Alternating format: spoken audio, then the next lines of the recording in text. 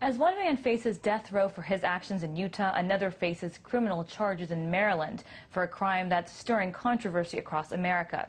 John Anthony Garber was pulled over in Maryland by a policeman for speeding, yet arrested for a totally unrelated offense.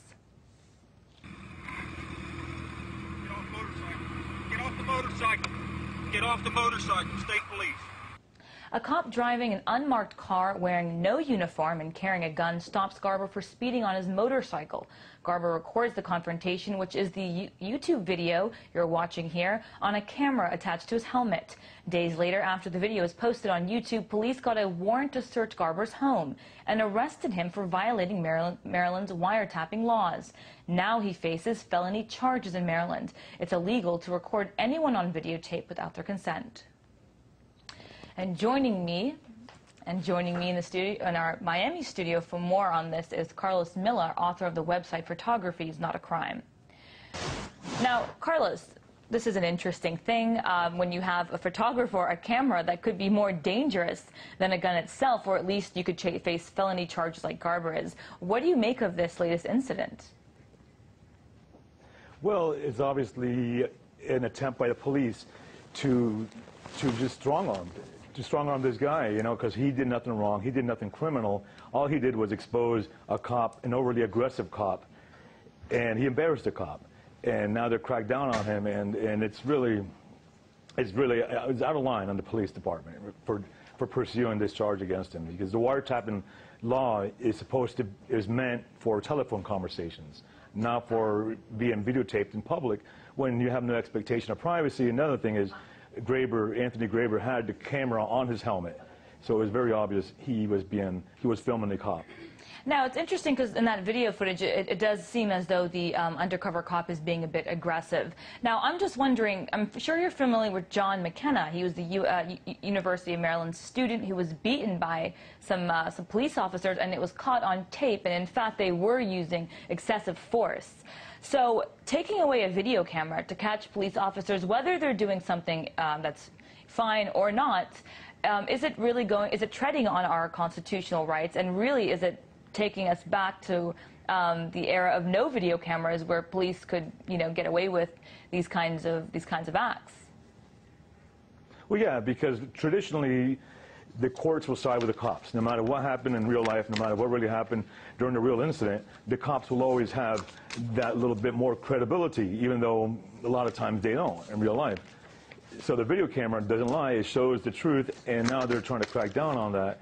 And, in the case of McKenna, like you mentioned, they claimed he assaulted them when the video camera proved otherwise. And if it wasn't for the video camera, he would be facing felony charges. He would be facing prison time right now.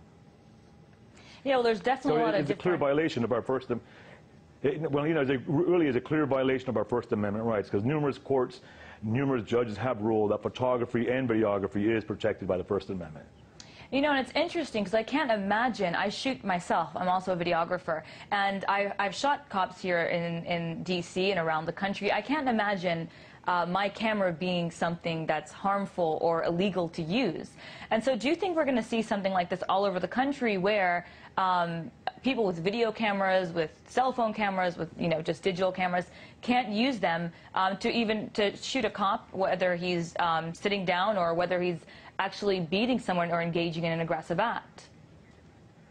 No, I don't think we're going to get to that point. I think we're going to get to the point where maybe our lawmakers have to come to a decision and make laws that protect the photographer, that protect the citizen. Because the cops are filming us. Every time you get pulled over, chances are there's a dash cam filming you. And anytime you walk down the street, there's cameras filming you. I mean, cameras everywhere. They're a fact of life, so they can't tell us, the citizen, not to film. Is unreasonable, and it's unrealistic. So we just have to get to that point, and hopefully the Garber case will shine a light on these incidents that really make it really obvious that we need a law that says, a real definite law that defines that we are allowed to photograph and film cops in public. So I'm trying to figure out, why are they making it illegal if it's, if they're doing nothing wrong, and if there's, procedural, why are they making it illegal to film cops? Well, that's the thing is, they are doing things wrong. The only times they arrest people is when maybe they're embarrassed of what they're doing. you know, if you film a cop, you know, doing something heroic, they're not going to arrest you. They're going to promote that. They're going to be happy that you filmed that. They don't want to be filmed beating people up. They don't want to be filmed pulling guns on people during a traffic stop. You know, so that's the problem. You know, so they're the ones that are looking at it. You know, they have to get to a point where they have to basically just go by the law and not act out of line, because they have to be under the impression that they're going to be filmed at whatever time. You know, so that's where we got to. Right, but Carlos, that's why the camera is very powerful, you know, because it keeps them in check. We need that. Carlos, you're bringing into this equation police brutality.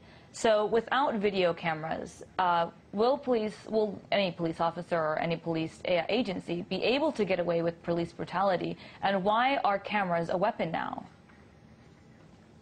Well, police have been getting away with brutality for years. It wasn't until the Rodney King incident that really shone a light to what police do. You know, and we saw during the Rodney King incident that what many people would not believe that happened. Many people did not want to accept that some cops do beat up people. And, you know, and we saw that even though Rodney King may have been a criminal, you know, he did not deserve to get beaten. The cop's job is to arrest him, handcuff him, and throw him in jail and let him stand before a judge and jury. And that's the system our country has here. You know, they're not the ones who are supposed to decide if he's guilty and beat him up. And so, yeah, you know, and it happens all the time. I mean, you read my blog, you'll see it happens almost every day. And now we're being exposed to it. Now we have YouTube, everybody has a camera, we're all armed with cameras, and now we're shining light. Now we're exposing what's been going on, and so it's time for the cops maybe to retrain their officers and to be more careful. That's right. There.